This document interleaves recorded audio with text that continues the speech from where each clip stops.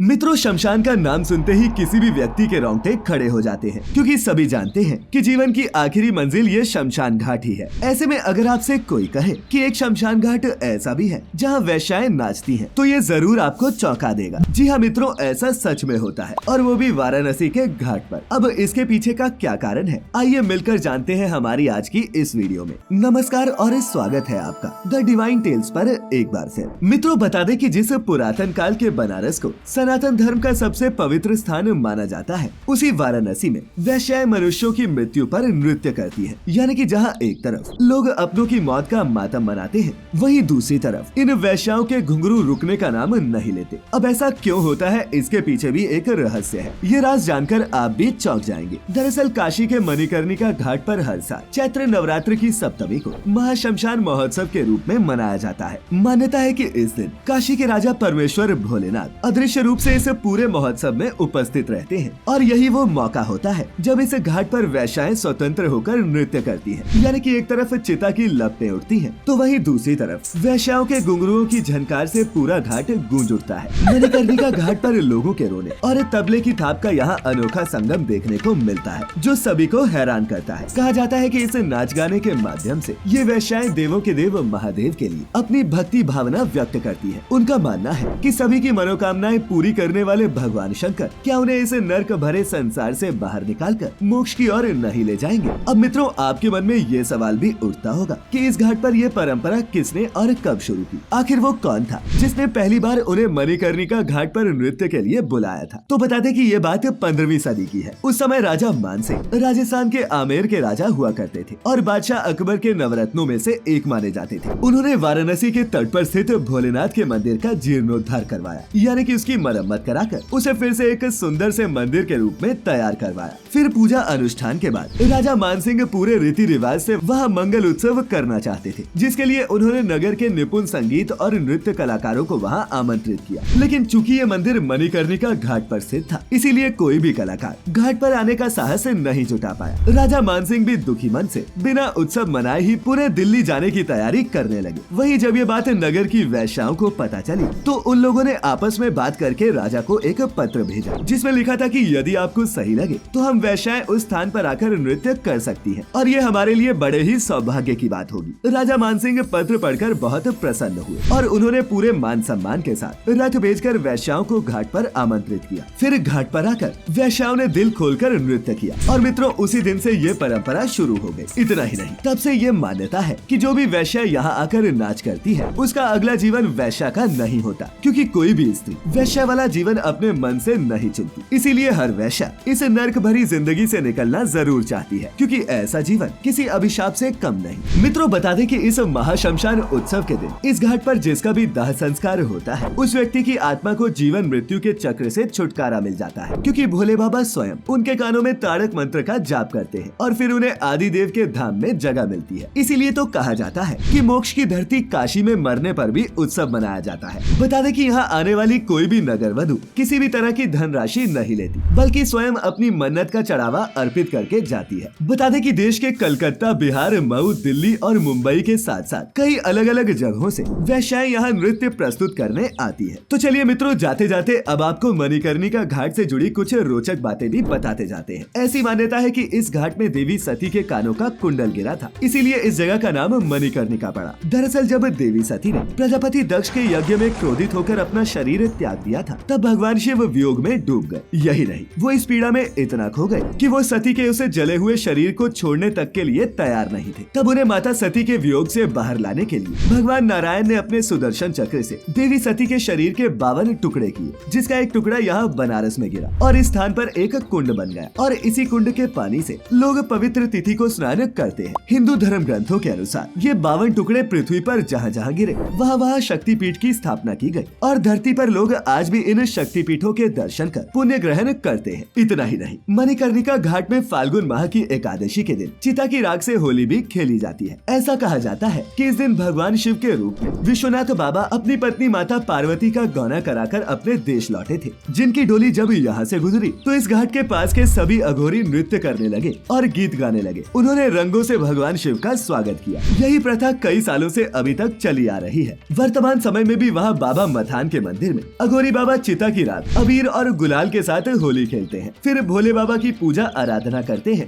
और साथ ही में डमरू और नगाड़े के शोर के साथ हर हर महादेव का जयकारा लगाते हैं। तो मित्रों, आज हमने जाना कि बनारस के शमशान घाट पर क्यों नाचती है वैश्या और साथ ही मणिकर्णिका घाट से जुड़ी कुछ रोचक बातें। आज की ये प्रस्तुति अच्छी लगी हो तो इसे अपने मित्रों रिश्तेदारों के साथ भी जरूर साझा करें और ऐसी सभी धार्मिक और आध्यात्मिक जानकारियों के लिए जुड़े रहे द डिवाइन टेल्स परिवार के साथ। तो मित्रों, फिलहाल आज के लिए बस इतना ही। अब इजाजत दें। आपका बहुत बहुत शुक्रिया।